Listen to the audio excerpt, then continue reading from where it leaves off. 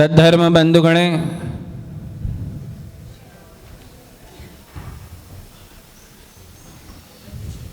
ಕುತ್ಕೊಳ್ಳಿ.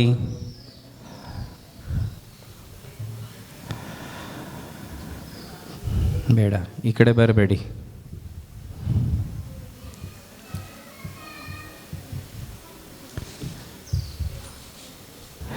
ಸದ್ಧರ್ಮ ಬಂಧುಗಳೇ, ಚಂದ್ರಗುಪ್ತನ 16 ಸ್ವಪ್ನಗಳನ್ನು ನಾವು ಕೇಳಿದ್ದೇವೆ.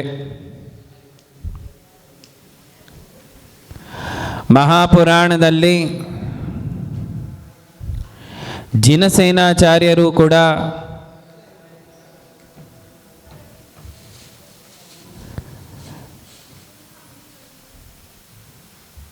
ಪಂಚಮಕಾಲದ ಬಗ್ಗೆ 16 ಸ್ವಪ್ನಗಳನ್ನು ನೋಡುವವನು ಭರತ ಚಕ್ರವರ್ತಿಯವರು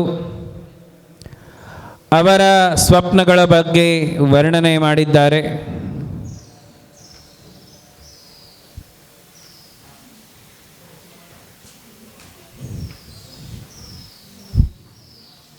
ಆ ಎಲ್ಲ ಸ್ವಪ್ನಗಳ ತಾತ್ಪರ್ಯ ಏನಿತ್ತು ಅಂದರೆ, ಸಾಮಾನ್ಯವಾಗಿ ಅವಸರ್ಪಿಣಿ ಕಾಲದ ಪಂಚಮ ಕಾಲದಲ್ಲಿ ಯಾವ ಸ್ವರೂಪವಿರುತ್ತದೆ ಅದಕ್ಕಿಂತ ಬಹಳ ಬೇರೆ, ಬಹಳ ವಿಪರೀತ ಸ್ವರೂಪ ಈ ಹುಂಡಾವಸರ್ಪಿಣಿ ಕಾಲದ ಪಂಚಮ ಕಾಲದಲ್ಲಿ ಇರುತ್ತದೆ.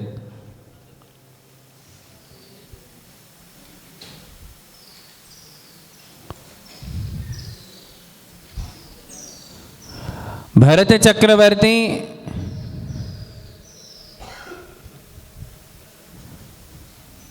ದಿಗ್ವಿಜಯ ಮುಗಿದ ನಂತರ ಬಾಹುಬಲಿ ಭಗವಂತರ ದೀಕ್ಷಾ ಎಲ್ಲ ಆಗಿದ ನಂತರ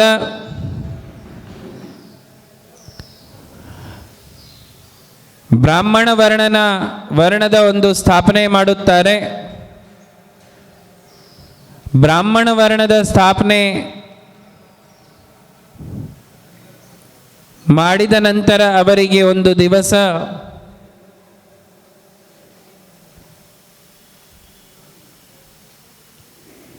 ರಾತ್ರಿಯ ಅಂತಿಮ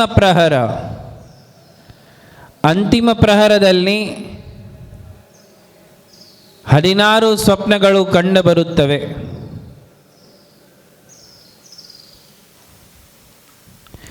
ಆ 16 ಸ್ವಪ್ನಗಳು ಯಾವ ಪ್ರಕಾರ ಚಂದ್ರಗುಪ್ತನ ಬಗ್ಗೆ ನಾವು ನೋಡಿದ್ದೇವೆ ಅದೇ ಪ್ರಕಾರ ಇದ್ದವು. ಆಚಾರ್ಯ ಶ್ರೀ ಜನಸೇನರು ತಮ್ಮ ಮಹಾಪುರಾಣದಲ್ಲಿ ಹೇಳ್ತಾ ಇದ್ದಾರೆ, ಸಿಂಹೋ ಮೃಗೇಂದ್ರ ಪೋತಶ್ಚ ತುರಗಃ ಕರಿ ಭಾರಭೃತ್ ಛಾಗಾ ವೃಕ್ಷಲತಾ ಗುಲ್ಮ ಶುಕ್ರಪತ್ರೋಪಮೀಮಿನ ಭೀತಿನ ಶಾಖಾ ಮೃಗಾ ದ್ವಿಪಸ್ಕಂಧ ಮಾರುಢಾ ಕೌಶಿಕಾ ಖಗೈ ವಿಹಿತೋಪದ್ರವಾ ಧ್ವಾಂಶೈ ಪ್ರಮಥಾಶ್ಚ ಪ್ರಮೋದಿನಃ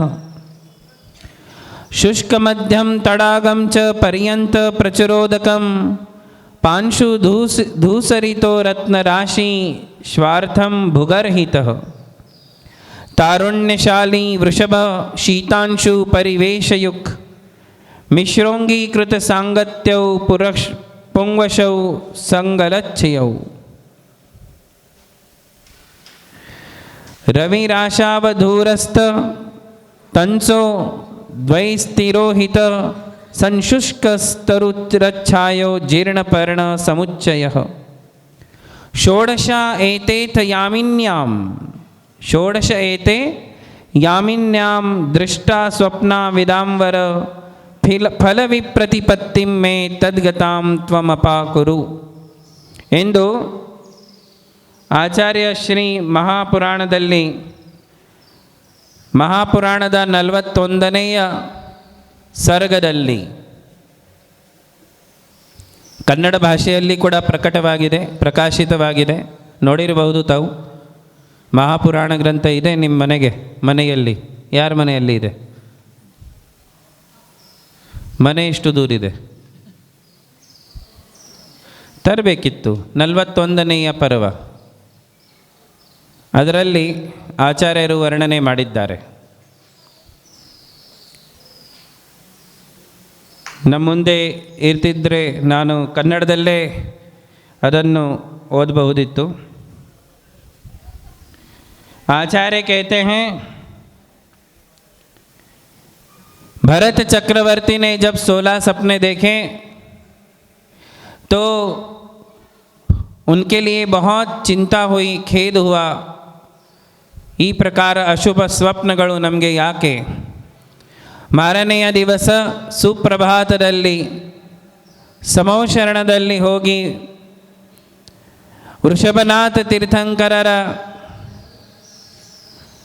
ಪೂಜೆ ಸ್ತುತಿಯನ್ನು ಮಾಡಿ ಕೂತ್ಕೊಂಡು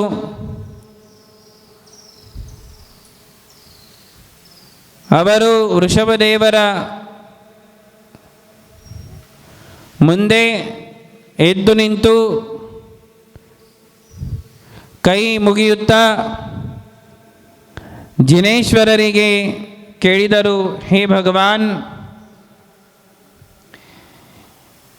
मैंने रात्रि के अंतिम प्रहर में जो 16 सपने देखे हैं मैं आपके सामने निवेदित करता हूँ.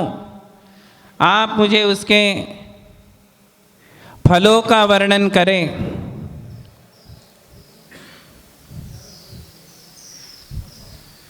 ಮೊದಲನೆಯ ಸ್ವಪ್ನದಲ್ಲಿ ಸಿಂಹ, ಎರಡನೆಯದಲ್ಲಿ ಸಿಂಹನ बच्चे को क्या बोलते हैं? ಸಿಂಹದ ಮರಿ. ಮೊದಲನೆಯ ಸ್ವಪ್ನದಲ್ಲಿ 23 सिंह कितने 23 सिंह देखे. दूसरे स्वप्न में सिंह का मरी. ಮೂರನೇ ಸ್ವಪ್ನದಲ್ಲಿ हाथी के भार को धारण करने वाला घोड़ा ಅಂದರೆ ಕುದುರೆಯ ಮೇಲೆ ಎಷ್ಟು ಭಾರ ಇತ್ತು ಅಂದರೆ ಆನೆಯ ವಜನ ಎಷ್ಟು ಇರುತ್ತದೆ ಅಷ್ಟು ಭಾರ. जितना हाथी का भार है उतना भार घोड़े ने अपने पीठ पर लिया है. ಅರ್ಥ ಆಯಿತು? ಮುಂದಿನ ಸ್ವಪ್ನದಲ್ಲಿ ವೃಕ್ಷ, ಲತಾ ಮತ್ತು ಮರದಿಂದ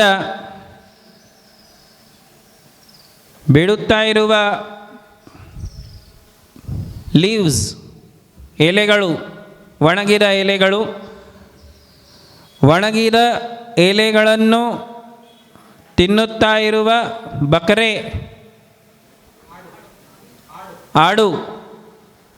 आड़ू को देखा. ಮುಂದಿನ ಸ್ವಪ್ನದಲ್ಲಿ ಯಾರಿಗೆ? आड़ू को उसने देखा. अगले स्वप्न में क्या कर रहा था वो आड़ू? ಒಣಗಿದ ಎಲೆಗಳನ್ನು ತಿನ್ನುತ್ತಾ ಇರುವ ಆಡು. ಐದನೆಯ ಸ್ವಪ್ನದಲ್ಲಿ हाथी के स्कंद पर बैठे हुए वानर, ಆನೆಯ ಮೇಲೆ ಬಂದರ್, ಕೋತಿ. ಆಮೇಲೆ ಮುಂದಿನ ಸ್ವಪ್ನದಲ್ಲಿ ಆರನೆಯ ಸ್ವಪ್ನದಲ್ಲಿ उल्लू समझते हो? ಗೂಬೆ.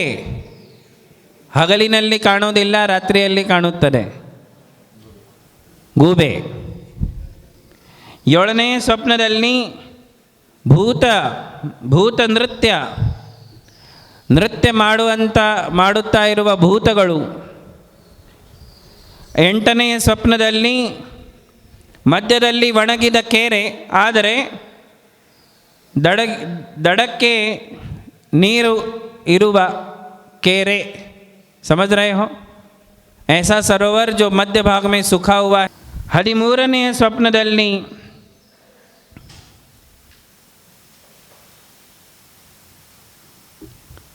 ಎರಡು ಎತ್ತು, 2 बैलों को लड़ रहे होंगे, ऐसे 2 बैलों को उसने देखा. फिर आचार्य कहते हैं 14ನೇ ಸ್ವಪ್ನದಲ್ಲಿ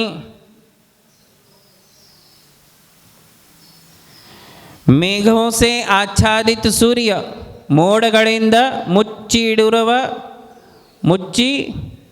ಇಡುವ ಸೂರ್ಯ,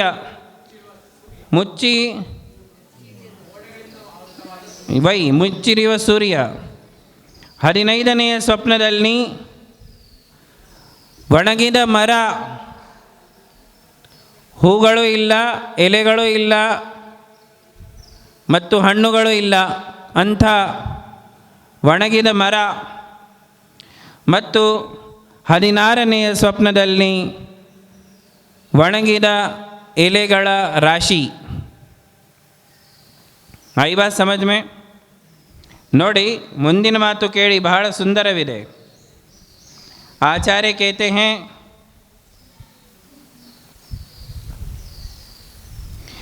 भगवान आदिनाथ ने ऋषभदेव ने भरत चक्रवर्ती के सभी स्वप्नों को सुना और स्वप्नों का फल वो कहने लगे. ಋಷಭದೇವರು ಸಮೋಶರಣದಲ್ಲಿ ವಿರಾಜಮಾನ ಆಗುತ್ತಾ ಅವರು ಭರತ ಚಕ್ರವರ್ತಿಯ ಎಲ್ಲ ಸ್ವಪ್ನಗಳ ಫಲವರ್ಣನೆ ಮಾಡುವ ಪ್ರಾರಂಭ ಮಾಡಿದರು. वो कहते हैं, तूने जो स्वप्न देखे हैं वे आगामी युग में धर्म की स्थिति के ह्रास को सूचित करने वाले हैं, दुखों को बढ़ाने वाले हैं. 5ನೆಯ ಕಾಲದಲ್ಲಿ ಧರ್ಮದ ಹ್ರಾಸ ಮತ್ತು ದುಃಖಗಳನ್ನು ಹೆಚ್ಚಾಗಿಸುವ ಸ್ವಪ್ನಗಳನ್ನು ನೀವು ನೋಡಿದ್ದೀರಾ. ಆ ಸ್ವಪ್ನಗಳ ಫಲ ನೋಡಿ. वो कहते हैं, ಸ್ವಪ್ನ 2 ಪ್ರಕಾರ ಇರುತ್ತವೆ. ಸ್ವಪ್ನಗಳು 2 प्रकार, वे स्वप्न 2 प्रकार के होते हैं. एक अपनी स्वस्थ अवस्था में दिखने वाले और दूसरे अस्वस्थ अवस्था में दिखने वाले. ನಾವು ಯಾವಾಗ ಸ್ವಸ್ಥವಾಗಿ ಇರುತ್ತೇವೆ ಆವಾಗ ಸ್ವಪ್ನಗಳು ನೋಡುವುದು, ಮತ್ತು ಯಾವಾಗ ನಮಗೆ ಹುಷಾರಿರುವುದಿಲ್ಲ, ನಾವು ಅಸ್ವಸ್ಥವಾಗಿರುತ್ತೇವೆ, ಆವಾಗ ಸ್ವಪ್ನಗಳನ್ನು ನೋಡುವುದು. ಅವರು ಹೇಳುತ್ತಾರೆ, जो धातुओं की समानता रखते हुए दिखते हैं वे स्वस्थ अवस्था के कहलाते हैं. ನಮ್ಮ ಶರೀರದಲ್ಲಿ ಯಾವಾಗ ಸಪ್ತ ಧಾತುಗಳು, ಸಪ್ತ ಉಪಧಾತುಗಳು ಎಲ್ಲ ಪ್ರಮಾಣದಲ್ಲಿ ಇರುತ್ತವೆ, ಎಲ್ಲ ಧಾತುಗಳು ಸಮಾನವಾಗಿ ಪ್ರಮಾಣದಲ್ಲಿ ಇರುತ್ತವೆ, ಸಂತುಲಿತವಾಗಿ ಇರುತ್ತವೆ, ಆವಾಗ ನಾವು ಯಾವ ಸ್ವಪ್ನಗಳು ನೋಡುತ್ತೇವೆ ಆ ಸ್ವಪ್ನಗಳು ಫಲಪ್ರದಾಯಕ ಸ್ವಪ್ನಗಳು ಇರುತ್ತವೆ. स्वस्थ अवस्था के स्वप्न हैं. और धातुओं की विषमता के समय देखे हुए जो स्वप्न हैं वे अस्वस्थ अवस्था के हैं. ಯಾವಾಗ ಧಾತುಗಳು ನಮ್ಮ ಶರೀರದಲ್ಲಿ ಅಸಂತುಲಿತವಾಗಿ ಇರುತ್ತವೆ, ಕಭಿ ಯಾವಾಗ ನಮ್ಮ ವಾತ ಹೆಚ್ಚಾಗುತ್ತದೆ, ಪಿತ್ತ ಹೆಚ್ಚಾಗುತ್ತದೆ, ಕಫ ಹೆಚ್ಚಾಗುತ್ತದೆ, 7 ಧಾತುಗಳು ಇರುತ್ತವೆ ಹೇಳಿದ್ದೆ ನಾನು, ನೆನಪಿದೆ? ರಸ ರಕ್ತ, रसाद रक्तम ततो मांसम, मांसान मेदः प्रवर्तते, मेदतोस्ति ततो मज्जा, मज्जात शुक्रम ततो प्रजा. रस रक्त मांस ಮೂಳೆಗಳು ಇಲ್ವಾ? ರಸಾದ್ ರಕ್ತಂ ತಥೋ ಮಾಂಸಂ, ಮಾಂಸಾನ್ ಮೇದ. ಮೇದ ಅಂದರೆ ಕಬ್ಬು, ಚರ್ಬಿ, ಕೊಬ್ಬು. ಮಾಂಸಾನ್ ಮೇದ ತೋಸ್ತಿ, ಅದರಿಂದ ಮೂಳೆಗಳು, ಬೋನ್, हड्डी. और अस्थि में बहने वाला एक धातु है, रस है, वो मज्जा नाम का जो एक धातु है वो, और उससे जो बनता है वीर्य, और वीर्य से प्रजा. ऐसे 7 धातु होती हैं. 7 उपधातु भी होती हैं, वात, पित्त, कफ ಮತ್ತು ಸ್ನಾಯು ಮತ್ತು ಎಲ್ಲ ನರಗಳು ಮತ್ತು ಚರ್ಮ, ಜಠರಾಗ್ನಿ, ಈ ಎಲ್ಲ ಉಪಧಾತುಗಳು ಇವೆ. ಈ ಧಾತುಗಳಲ್ಲಿ ಉಪಧಾತುಗಳಲ್ಲಿ ಯಾವಾಗ ಅಸಂತುಲನೆ ಆಗುತ್ತದೆ ಆವಾಗ ಶರೀರದಲ್ಲಿ ರೋಗಗಳು ಉಂಟಾಗುವುದು. ರೋಗಗಳು ಇದ್ದಾಗ ನಾವು ಯಾವ ಸ್ವಪ್ನಗಳು ನೋಡುತ್ತೇವೆ ಆ ಸ್ವಪ್ನಗಳ ಫಲ ಇರುವುದಿಲ್ಲ. स्वस्थ अवस्था में दिखने वाले स्वप्न सत्य होते हैं, अस्वस्थ अवस्था में दिखने वाले स्वप्न असत्य होते हैं. ಅರ್ಥ ಆಯಿತು? ಸ್ವಸ್ಥ ಅವಸ್ಥೆಯಲ್ಲಿ ನೋಡಿರುವ ಸ್ವಪ್ನಗಳು ಸತ್ಯವಾಗಿರುತ್ತವೆ, ಅಸ್ವಸ್ಥ ಅವಸ್ಥೆಯಲ್ಲಿ ನೋಡಿರುವ ಎಲ್ಲ ಸ್ವಪ್ನಗಳು ಅಸತ್ಯವಾಗಿರುತ್ತವೆ. इस प्रकार स्वप्नों के फल का विचार करना चाहिए. ಸ್ವಪ್ನೋं के और भी दो भेद हैं, ಇನ್ನು ಸ್ವಪ್ನಗಳಲ್ಲಿ ಎರಡು ಭೇದಗಳು. ಯಾವ ಆಚಾರ್ಯರು ಹೇಳುತ್ತಾರೆ, एक दोष से उत्पन्न होने वाले और दूसरे दैव से उत्पन्न होने वाले. दोषों के प्रकोप से उत्पन्न होने वाले झूठ होते हैं और दैव से उत्पन्न होने वाले सत्य होते हैं. ದೋಷೋ ಸೆ ಅಂದರೆ ಇದೆ ಎಲ್ಲ, ಯಾವಾಗ ನಾವು ಅಸ್ವಸ್ಥವಾಗಿ ಇರುತ್ತೇವೆ ಅಥವಾ ಯಾವಾಗ ಹಗಲಿನಲ್ಲಿ ಎಲ್ಲ ಜಗಳ ಗಲಾಟೆ ಮಾಡಿ ನಾವು ಸ್ವಪ್ನ ನೋಡುತ್ತೇವೆ, ಅದು ಎಲ್ಲ ದೋಷಗಳಲ್ಲಿ ಇರುವ ಸ್ವಪ್ನಗಳು. ದೈವದಿಂದ ನೋಡಿರುವ ಸ್ವಪ್ನಗಳು ಅಂದರೆ ಯಾರು ಕೆಲವರು ಮಹಾಪುರುಷರು ಇರುತ್ತಾರೆ, ಆಚಾರ್ಯರು ಹೇಳುತ್ತಾರೆ, ಹೇ ಕಲ್ಯಾಣರು ತೂ ಅವಶ್ಯ ದೇವತಾओं से ಅಧಿಷ್ಠಿತ ಹೇ. ನೋಡಿ ಏನು ಹೇಳ್ತಾ ಇದ್ದಾರೆ, ಋಷಭದೇವರು ಭರತ ಚಕ್ರವರ್ತಿಗೆ ಹೇಳ್ತಾ ಇದ್ದಾರೆ, ಹೇ ಪುತ್ರ, ಹೇ ವತ್ಸ, ನೀನು ದೇವತಾಧಿಷ್ಠಿತ ಇದ್ದಾನೆ. ಕ್ಯಾ ಬೋಲಾ कि भरत चक्रवर्ती ನೀನು देवताधिष्ठित इद्दिया, तुम देवों से अधिष्ठित हो. भरत चक्रवर्ती थे ना, चक्रवर्ती के पास क्या क्या होता है पता है? 9 ನಿಧಿಗಳು, 14 ರತ್ನಗಳು. ಆ ಎಲ್ಲ ರತ್ನಗಳು ನಿಧಿಗಳು ದೇವತಾಧಿಷ್ಠಿತವಾಗಿ ಇರುತ್ತವೆ. ಚಕ್ರ, ಆ ಚಕ್ರ ರತ್ನಕ್ಕೆ 1,000 ದೇವತೆಗಳು ಇರುತ್ತಾರೆ. ಎಷ್ಟು? एक चक्र रत्न के साथ, एक निधि के साथ, एक रत्न के साथ 1,000 देव होते हैं.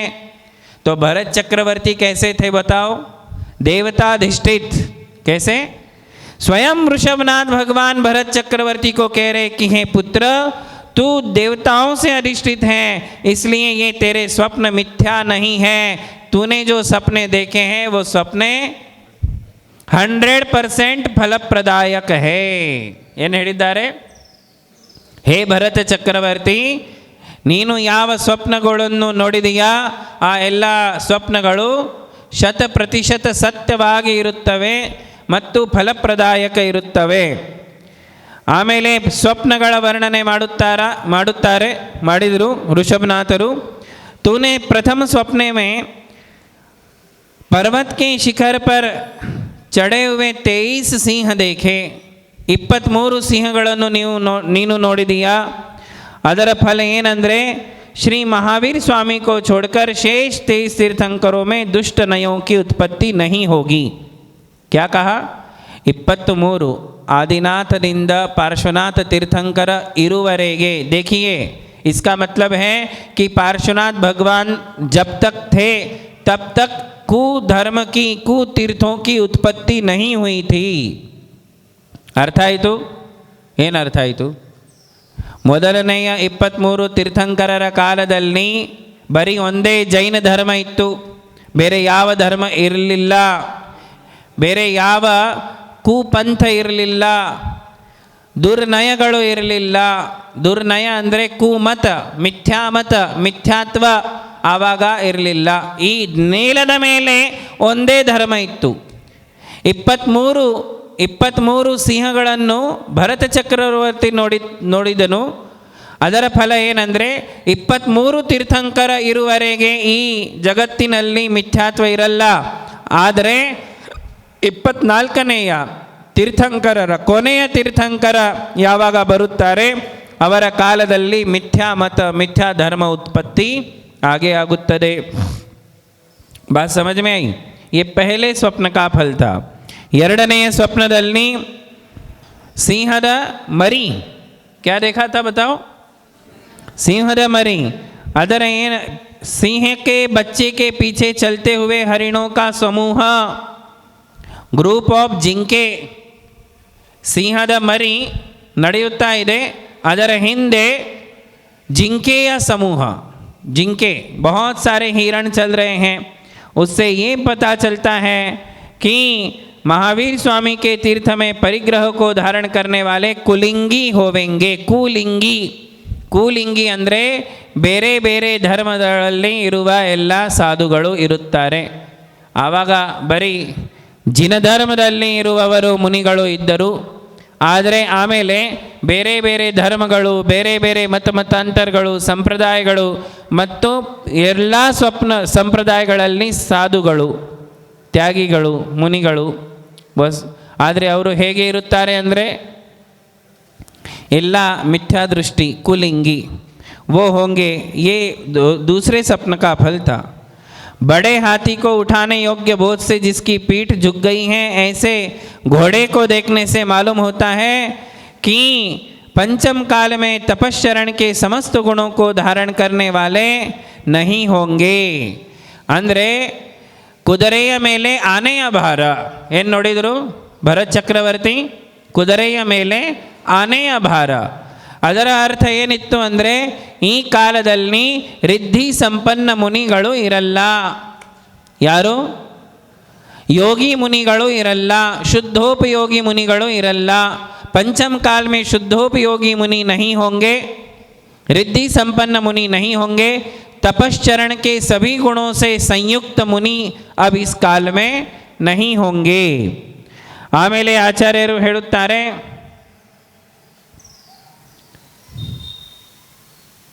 ಸೂಖೆ ಮುಂದಿನ ಸ್ವಪ್ನ ಏನಿತ್ತು ಅಮ್ಮ? ಏನು ಬರೆದಿದ್ದೀರಾ? ಬಕರಾ देखा था ना, ಆಡು ಆಡು, ಒಣಗಿರ ಎಲೆಗಳನ್ನು ತಿನ್ನುವ ಆಡು. ಅದರ ಫಲ ಏನಿತ್ತು ಅಂದರೆ आगामी काल में मनुष्य सदाचार को छोड़कर दुराचारी हो जाएंगे. ಅಂದರೆ ಮುಂದಿನ ಸಮಯದಲ್ಲಿ ಹೇಗೆ ಹೇಗೆ ಪಂಚಮ ಕಾಲ ಮುಂದೆ ವರಿಸುತ್ತದೆ, ಆವಾಗ ಸದಾಚಾರವನ್ನು ಬಿಟ್ಟು ದುರಾಚಾರಿ ಮನುಷ್ಯರು ಮಾತ್ರ ಈ ನೇಲದ ಮೇಲೆ ಕಾಣುವುದು. ಇದು ಒಂದು ಫಲ ಅದರಲ್ಲಿ ಇತ್ತು. ಆಚಾರ್ಯರು ಹೇಳುತ್ತಾರೆ, ಗಜೇಂದ್ರಕ್ಕೆ ಕಂದೆ ಪರ್ ವಾನರ್, ಆನೆಯ ಮೇಲೆ ಕೋತಿ, ಕುತ್ತಿರುವ ಕೋತಿ. ಅದರ ಫಲ ಏನಿರುತ್ತದೆ? ಅವರು ಹೇಳುತ್ತಾರೆ, ಕ್ಷತ್ರಿಯ ವಂಶ ನಷ್ಟ ಹೋ ಜಾಯೆಂಗೆ, ನೀಚ ಕುಲ ವಾಲೆ ಪೃಥ್ವಿ ಕಾ ಪಾಲನ್ ಕರೆಂಗೆ. ಕ್ಷತ್ರಿಯ ಕುಲ ರಾಜವಂಶಗಳು ಎಲ್ಲ ನಷ್ಟ ಆಗುತ್ತವೆ. ನೇಲದ ಮೇಲೆ ಜಗತ್ತಿನಲ್ಲಿ ಕ್ಷತ್ರಿಯ ವಂಶ ಇರಲ್ಲ, ದೊಡ್ಡ ದೊಡ್ಡ ರಾಜವಂಶ ಇರಲ್ಲ, ಮತ್ತು ನೀಚ ಪುರುಷರು ಶಾಸಕರು ಆಗುತ್ತಾರೆ. कौन अधिकारी लोग कौन होंगे? पदाधिकारी, सरकारी जितने भी लोग होंगे वो सब दुराचारी लोग जो हैं शासक बन जाएंगे. ಉಲೂಕ, ಉಲೂಕ ಹೇಗೆ? ಉಲೂಕ ಅಂದರೆ ಗೂಬೆ. ಗೂಬೆಗೆ ಎಲ್ಲ ಕಾಗೆ, ಕೌವೆ, ಕೌವೆ को क्या बोलते? ಕಾಗೆ ಎಲ್ಲ ಗೂಬೆಗೆ ತೊಂದರೆ ಕೊಡ್ತಾ ಇದ್ದಾವೆ. ಗೂಬೆಗೆ ತೊಂದರೆ ಕೊಡುವ ಕಾಗೆ. ಹೀಗೆ ಒಂದು ಸ್ವಪ್ನದಲ್ಲಿ ನೋಡಿದರು. ಅದರ ಏನರ್ಥ ಅಂದರೆ मनुष्य धर्म की इच्छा से जैन मुनियों को छोड़कर अन्य मत के साधुओं के पास जाएंगे. अर्थ आಯಿತು? अर्थ आಯಿತು? क्या अर्थ हुआ? कौवे उल्लू को परेशान कर रहे हैं. ಇದರ ಫಲ ಏನಿರುತ್ತದೆ ಅಂದರೆ ಮನುಷ್ಯರು ಎಲ್ಲ ಜಿನಧರ್ಮದಲ್ಲಿ ಇರುವ ಮುನಿಗಳನ್ನು, ತ್ಯಾಗಿಗಳನ್ನು ಬಿಟ್ಟು ಬೇರೆ ಬೇರೆ ತ್ಯಾಗಿಗಳ ಹತ್ತಿರ ಹೋಗುತ್ತಾರೆ. ಇದು ಫಲ. ಭೂತಗಳು ನೃತ್ಯ ಮಾಡ್ತಾ ಇದ್ದಾರೆ, ಇದನ್ನು ಮುಂದಿನ ಸ್ವಪ್ನದಲ್ಲಿ ನೋಡಿದರು. ಅದರ ಅರ್ಥ ಏನಿರುತ್ತದೆ ಅಂದರೆ ಪ್ರಜಾ ಕೆ ಲೋಗ್ नाम कर्म आदि के कारणों से कुदेवों की उपासना करने लगेंगे. क्या करेंगे? ಮನುಷ್ಯರು ಕುದೇವಿ ದೇವತೆಗಳ ಉಪಾಸನೆ ಮಾಡುತ್ತಾರೆ. ಕುದೇವಿ ದೇವತಾओं की उपासना करेंगे. कर रहे ना? ಜಿನ ಶಾಸನ ದೇವಿ ದೇವತೆಗಳನ್ನು ಬಿಟ್ಟು ಏನು ಮಾಡುತ್ತಾರೆ? ಕುದೇವತೆಗಳ. ಇದರಲ್ಲಿ ವ್ಯಂತರ ಹೇಳಿದ್ದಾರೆ, ವ್ಯಂತರೋ ಕೋ ದೇವ್ ಸಮಜ್ಕರ್ ಉನ್ಕಿ ಉಪಾಸನಾ ಕರ್ನೆ ಲಗೆಂಗೆ. ವ್ಯಂತರ ಅಂದರೆ ಇಲ್ಲಿ ಏನು ತಗೊಳ್ಬೇಕು ನಾವು? ವ್ಯಂತರ ಶಬ್ದದ अर्थ चंद्रगुप्त ने भी यही देखा था. वहाँ व्यंतरों की पूजा लिखा है, यहाँ भी व्यंतरों की पूजा लिखा है. यहाँ व्यंतरों की पूजा यानी मिथ्या दृष्टि देवों की पूजा. किसकी पूजा? ಮಿಥ್ಯಾ ದೇವಿ ದೇವತೆಗಳ ಪೂಜಾ. ಅಂದರೆ ಜಿನಶಾಸನ ದೇವಿ ದೇವತೆಗಳನ್ನು ಬಿಟ್ಟು ಮಿಥ್ಯಾ ದೇವಿ ದೇವತೆಗಳ ಪೂಜೆ ಮಾಡುತ್ತಾರೆ ಎಂದು ಈ ವ್ಯಂತರ ಶಬ್ದದಿಂದ ನಾವು ಅರ್ಥ ತಗೊಳ್ಳಬೇಕು. ಯಾಕಂದರೆ ಇತಿಹಾಸ ಮತ್ತು ಪುರಾಣ ಶಾಸ್ತ್ರ ಎಲ್ಲ ಶಾಸ್ತ್ರಗಳನ್ನು ನೋಡಿ ಮತ್ತು ಎಲ್ಲ ಶ್ರಾವಕಾಚಾರಗಳನ್ನು ನೋಡುತ್ತಾ ಪ್ರತಿಷ್ಠಾ ಶಾಸ್ತ್ರಗಳನ್ನು ನೋಡಿ ನಾವು ಇದು ಅರ್ಥ ತಗೊಳ್ಳಬೇಕು. ಬೇರೆ ಎಲ್ಲ ಗ್ರಂಥಗಳಲ್ಲಿ, ಇದೇ ಮಹಾಪುರಾಣದಲ್ಲಿ ಇರಲಿ, ಎಲ್ಲ ಪುರಾಣಗಳಲ್ಲಿ ಇರಲಿ, ಪ್ರತಿಷ್ಠಾ ಶಾಸ್ತ್ರದಲ್ಲಿ ಇರಲಿ, ಅಭಿಷೇಕ್ ಪಾಠ ಸಂಗ್ರಹದಲ್ಲಿ ಇರಲಿ, ಮತ್ತು ಇತಿಹಾಸದಲ್ಲಿ ಇರಲಿ, ಪುರಾತತ್ವಗಳಲ್ಲಿ ನೋಡಿ, ಏನ ಶಿಲಾಶಾಸನಗಳಲ್ಲಿ ನೋಡಿದರೆ ನಮಗೆ ಈ ಮಾತು ಗೊತ್ತಾಗುತ್ತದೆ. ಜಿನಶಾಸನ ದೇವಿ ದೇವತೆಗಳ ನಿಷೇಧ ನಮ್ಮಲ್ಲಿ ಯಾವಾಗಲೂ ಇಲ್ಲ. ಕ್ಯಾ ಜಿನಶಾಸನ ದೇವಿ ದೇವತೆಗಳ ವಿರೋಧ ಅಥವಾ ನಿಷೇಧ ನಮ್ಮ ಯಾವುದೇ ಶಾಸ್ತ್ರದಲ್ಲಿ, ಗ್ರಂಥದಲ್ಲಿ, ಶಿಲಾಶಾಸನದಲ್ಲಿ, ಇತಿಹಾಸದಲ್ಲಿ, ಪ್ರತಿಷ್ಠಾ ಶಾಸ್ತ್ರಗಳಲ್ಲಿ ಎಲ್ಲಿನೂ ಇಲ್ಲ. ಎಲ್ಲ ಗ್ರಂಥಗಳಲ್ಲಿ, ಶಾಸನಗಳಲ್ಲಿ ಮತ್ತು ಪ್ರತಿಷ್ಠಾ ಸಂಹಿತಾ ಎಲ್ಲ ಗ್ರಂಥಗಳಲ್ಲಿ ಜಿನಶಾಸನ ದೇವಿ ದೇವತೆಗಳಿಗೆ ಆದರ ಕೊಟ್ಟಿದ್ದಾರೆ. ಅದೇ ಪ್ರಕಾರ ಅವರ ಪೂಜೆ ವಿಧಿ ಕೂಡ ನಮಗೆ ಆಚಾರ್ಯರು ಕಲ್ತಿದ್ದಾರೆ. हमारे आचार्यों ने जिन शासन देवी देवताओं का नामोल्लेख करते हुए ತಿಲೋಯ ಪಣ್ಣತ್ತಿ, ತ್ರಿಲೋಕ್ ಸಾರ್ ಈ ಎಲ್ಲ ಹಳೆಯ ಗ್ರಂಥಗಳಲ್ಲಿ ಯಕ್ಷಿಯರ ಬಗ್ಗೆ ಎಲ್ಲ ವರ್ಣನೆ ನಮಗೆ ಸಿಗುತ್ತದೆ. ಅದು ಎಲ್ಲ ಓದಿ ಏನಮ್ಮ, ಅದನ್ನು ಎಲ್ಲ ಓದಿ ನಾವು ಎಂತ ಅರ್ಥ ತಗೊಳ್ಬೇಕು? ಈ ಜಿನಶಾಸನದಲ್ಲಿ ಇರುವ ಯಕ್ಷಿಗಳಿಗೆ ಬಿಡಬಾರದು. ಆ ಯಕ್ಷಿಗಳು ಪೂಜನೀಯ ಆಗಿದ್ದಾವೆ. कैसे है वो पूजनीय है, उनकी पूजा नहीं करना ऐसा नहीं. कुदेवी देवताओं की पूजा हमारे लिए नहीं करना चाहिए, किंतु पंचम काल में लोग ऐसा ही करेंगे. ಈಗ ಅದೇ ನಮಗೆ ಕಾಣ್ತಾ ಇದೆ ನೋಡಿ. ಜನ ಏನು ಮಾಡ್ತಾ ಇದ್ದಾರೆ ಗೊತ್ತು?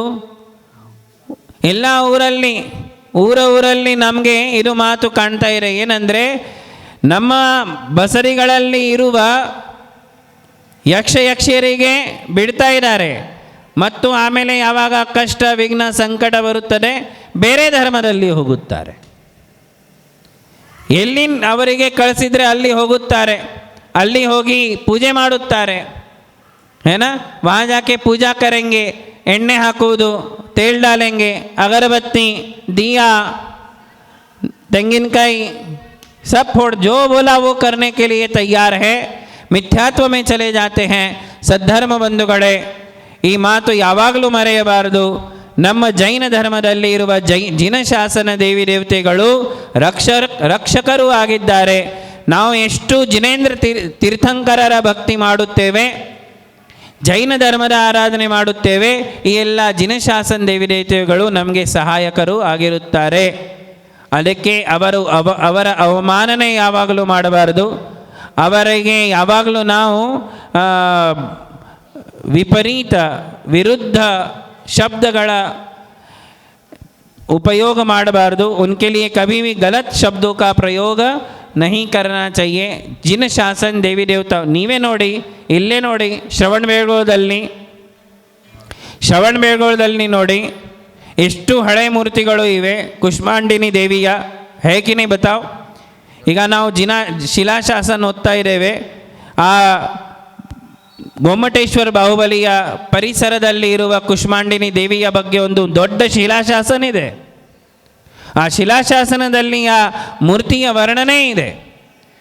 ಆ ಕಾಲದಿಂದ ಆವಾಗಿನಿಂದಲೇ ಈ ಮೂರ್ತಿಯ ಬಗ್ಗೆ ಆದರ ಸನ್ಮಾನ ಪೂಜೆಯ ವಿಧಿಯೆಲ್ಲ ಆಚಾರ್ಯರು ಹೇಳಿದ್ದಾರೆ. ನೇಮಿಚಂದ್ರಾಚಾರ್ಯರು ಮತ್ತು ಹರಿವಂಶ ಪುರಾಣದಲ್ಲಿ ಜಿನಸೇನಾಚಾರ್ಯರು, ಎಲ್ಲ ಗ್ರಂಥಗಳಲ್ಲಿ ಪೂರ್ವಾಚಾರ್ಯರು ಜಿನಶಾಸನ ದೇವಿ ದೇವತೆಗಳ ಬಗ್ಗೆ ಬಹಳ ಒಳ್ಳೆಯ ಶಬ್ದಗಳು, ಆದರ ಸೂಚಕ ಶಬ್ದಗಳ ಪ್ರಯೋಗ ಮಾಡಿದ್ದಾರೆ. ಅದಕ್ಕೆ ನಾವು ಯಾವಾಗಲೂ ತಪ್ಪ ದಾರಿಯಲ್ಲಿ ಹೋಗಬಾರ್ದು. ಯಾರು ಎಷ್ಟು ನಿಮಗೆ ಅವರು ಹೇಳಲಿ, ಅದು ಎಲ್ಲ ನಾರ್ತ್ ಇಂಡಿಯನ್ ಗಾಡಿ ಇದೆ, ಆ ಗಾಡಿನಲ್ಲಿ ನಾವು ಹೋಗಬಾರದು. ಏನು बात समझ में आ रही है? हाँ, नॉर्थ इंडिया से जो हवा आती है उस हवा में बहने का नहीं. हमारी दक्षिण भारत की जो परंपरा है उस परंपरा को बहुत सम्मान के साथ हमारे लिए संभाल करके चलना चाहिए. दक्षिण ಭಾರತದಲ್ಲಿ ಯಾವ ಪರಂಪರೆ ನಡೆಯುತ್ತಾ ಇದೆ, ಶ್ರವಣ ಬೆಳಗೊಳದಲ್ಲಿ ಯಾವ ಪರಂಪರೆ ನಡೆಯುತ್ತಾ ಇದೆ, ಆ ಪರಂಪರೆಯ ಬಗ್ಗೆ ಮನಸ್ಸಿನಲ್ಲಿ ಯಾವಾಗಲೂ ಸಂದೇಹ ಇಟ್ಕೊಳ್ಬಾರದು. ಸಂದೇಹ ಬರಲೇಬಾರದು ಅಮ್ಮ. ಅದಕ್ಕೆ ಯಾವಾಗಲೂ ಬೇಡಬೇಡಿ. ಫಿರ್ ಆಚಾರ್ಯ कहते हैं, ಯಾವ ಸ್ವಪ್ನ ಇತ್ತು? ಮುಂದಿನ ಸ್ವಪ್ನ ಯಾವ ಸ್ವಪ್ನ ಇತ್ತು? ಮಧ್ಯದಲ್ಲಿ ಒಣಗಿರುವ ಮತ್ತು ನೀರೆಲ್ಲಿತ್ತು? ದಡಭಾಗದಲ್ಲಿ ಇರುವ ನೀರು ಅಂಥ ಕೆರೆ. ಆ ಕೆರೆಯ ಫಲ ಏನಿರುತ್ತದೆ ನೋಡಿ, ಆಚಾರ್ಯರು ಹೇಳುತ್ತಾರೆ,